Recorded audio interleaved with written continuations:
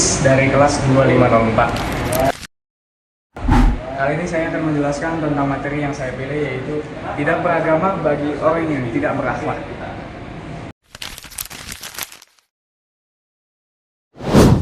Pernah nggak sih kalian dengar tidak beragama bagi orang yang tidak berakhlak? Ungkapan ini bukan hanya sekedar kata-kata, tapi mengandung makna yang sangat dalam. Sebab dalam Islam, agama dan akhlak adalah dua hal yang tidak bisa dipisahkan. Ibarat pohon dan buah, agama adalah pohonnya dan akhlak adalah buahnya. Kalau seseorang mengaku beragama tapi perilakunya buruk, maka ia ibarat pohon yang tidak berbuah, indah dari luar tapi kosong di dalam. Agama Islam bukan hanya soal ibadah seperti sholat, puasa atau zakat, tapi Islam lebih dari itu.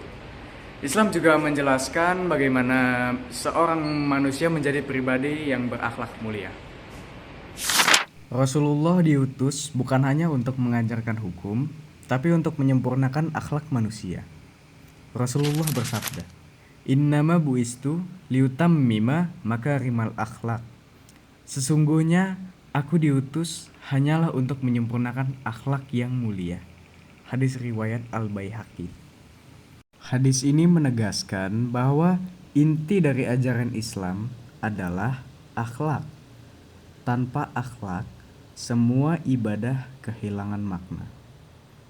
Seseorang bisa saja rajin sholat, tapi kalau lisannya suka menyakiti orang lain atau hatinya penuh iri dan dengki, maka agamanya belum benar-benar hidup di dalam dirinya. Al-Quran juga banyak menekankan pentingnya akhlak dalam kehidupan beragama.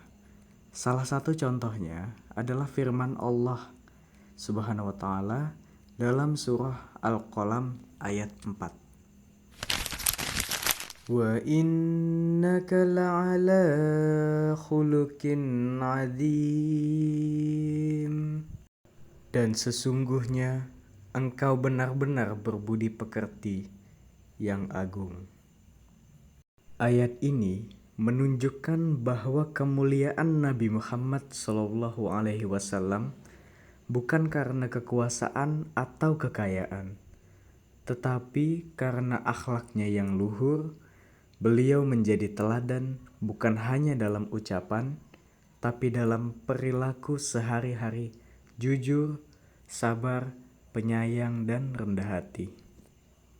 Dan siapapun yang mengaku mengikuti ajaran Rasulullah SAW seharusnya meneladani akhlaknya juga, bukan hanya mengucapkan syahadat.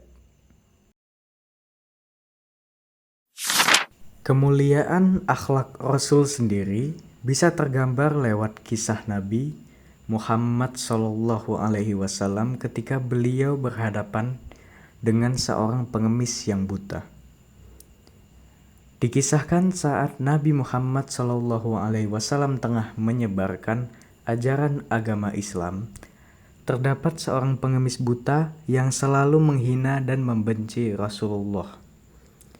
Bahkan ia tidak segan-segan untuk menghasut orang lain agar membenci Rasul. Jika ada seseorang yang mendekatinya, pengemis buta tersebut akan berkata, "Wahai saudaraku, jangan dekati Muhammad. Dia itu orang gila, pembohong, tukang sihir.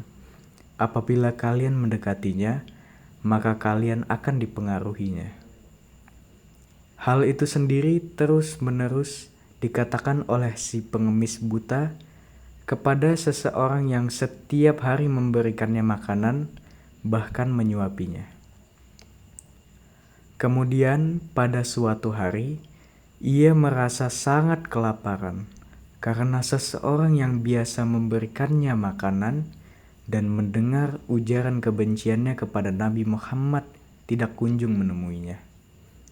Pada hari berikutnya, ada seseorang yang kembali mendatangi pengemis buta tersebut dan menyuapinya. Namun si pengemis tersebut sadar bahwa orang yang menyuapinya kali ini sangat berbeda dengan seseorang yang sering menyuapinya selama ini. Lalu ia pun berkata, "Siapakah kamu? kamu bukanlah orang yang biasa mendatangiku. Singkat cerita, seseorang yang datang hari ini menjawab aku memang bukan orang yang biasa datang kepadamu. Aku adalah salah seorang sahabatnya. Namaku Abu Bakar. Orang mulia yang biasa memberi makan itu telah meninggal dunia. Dia adalah Nabi Muhammad SAW. Jawaban tersebut sontak membuat si pengemis itu kaget dan merasa sangat menyesal telah memperolok Nabi Muhammad. Seseorang jelas-jelas selalu ia caci maki, namun tetap memberikannya perhatian selama ini.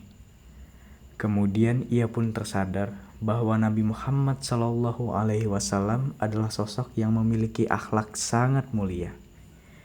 Beliau adalah pribadi yang selalu bersabar dan ikhlas dalam menebar kebaikan bagi banyak orang. Berdasarkan kisah Nabi Muhammad tadi, semoga kita bisa senantiasa mengambil hikmah dan bisa mencontoh akhlak mulia Nabi saat menebarkan kebaikan. Meski kadang menerima perlakukan yang kurang mengenakan, namun kita harus tetap ikhlas dan bersabar dalam menegakkan kebaikan tersebut. Dari semua penjelasan tadi kita belajar bahwa agama tanpa akhlak hanyalah formalitas dan akhlak tanpa agama akan kehilangan arti. Maka dari itu, marilah kita jadikan akhlak sebagai cerminan iman kita. Sekian penjelasan dari saya. Wassalamualaikum warahmatullahi wabarakatuh.